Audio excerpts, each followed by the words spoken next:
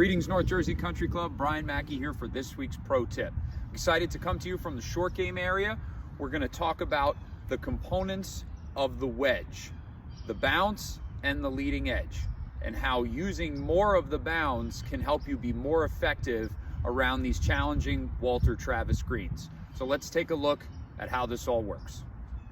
In order to use the wedge appropriately, we need to understand the components. So let's start with the bounce. Every wedge has a bounce angle, and that angle is the angle that is formed from the back part of your wedge to the leading edge when it's placed on the ground. So you can see here as I get closer, the leading edge of our wedge is not flush against the ground. It's actually off the ground a little bit. And that space between the leading edge and the ground is the bounce angle. Some wedges have higher bounce, some have less. The bounce on the back of your wedge is designed to allow the club to glide along the surface and not dig. Okay, so when we set our wedge down, the more we push the handle forward, the less bounce is exposed and the club might have a tendency to dig into the turf. The more we move the handle into a neutral or back position, the more bounce we expose and we allow the club to glide along the turf. I think it's important to also understand that moving the handle of your club also affects the loft. So right now I have my sand wedge, which is a 54-degree wedge, set up right here. As I reduce the amount of bounce by pushing the handle forward, I also de-loft the club. This is why a lot of people, when they chip with the handle forward, the ball comes off the club with a lot of speed and it's tough to control. If we move the handle back to its original position, we expose the bounce again and get the nice natural loft of the club. If we happen to move the handle back a little bit, you can see I expose more bounce and create more loft. So this is very helpful when trying to hit those nice, high, soft pitch shots into these challenging Walter Travis greens. So now that you understand moving the handle around will either reduce the amount of bounce or increase it, you should have a better opportunity to have that club glide across the ground and prepare your shots a little better. So here we are in the short game area, and we have a pretty standard 25-yard pitch shot. Most of the time, I see people with a really wide stance and the hands significantly forward, thinking to themselves they're going to hit a high shot. This is the most challenging position to hit a high shot from, and I'll show you why. There's no loft on the club, and there is no bounce exposed. So even if I were to strike the golf ball properly, it would come out extremely low and fast. Very difficult to control. What we'd like to see is the feet much closer together. I use the width of my club head to remind me about how far apart I want my feet to be. Can they be a little bit wider? Absolutely, find your comfort zone, but we are not setting up for a full shot, so there is no sense in taking a full stance.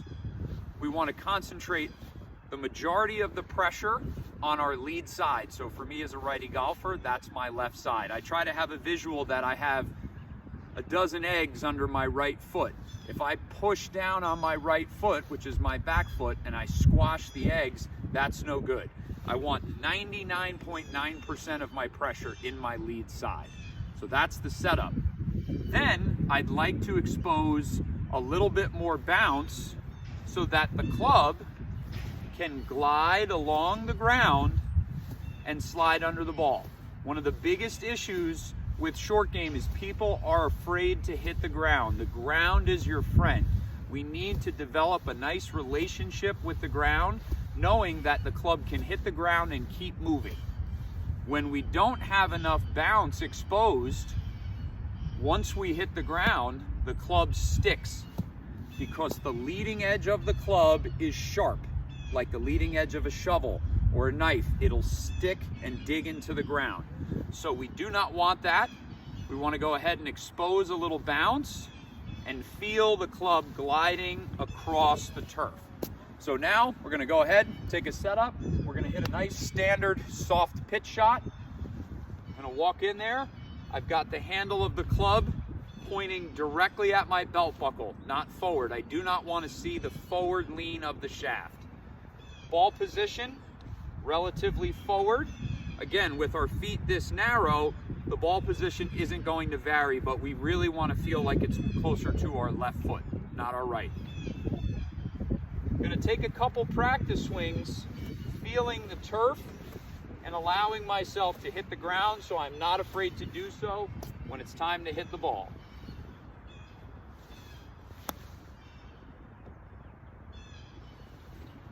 Comes out high and soft with a good amount of spin, and that's because all of the grooves are sliding under the golf ball, gripping the ball and creating that spin.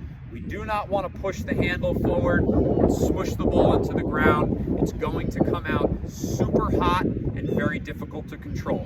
You can use your sand wedge, your 60 degree. You could also use your gap wedge for any of these shots. Just keep in mind, if we want to hit it higher and softer, expose more loft. If you do want to hit a shot that comes out mid-range and runs a little bit more, then we take a little loft off. Just making sure you understand that that club will dig if the leading edge is exposed to the ground first. I hope this was helpful for everybody. I'd like to see people hitting some more wedges around these greens and lowering their scores. If there's any way that myself or the professional staff can help, please just reach out to us. Have a great day.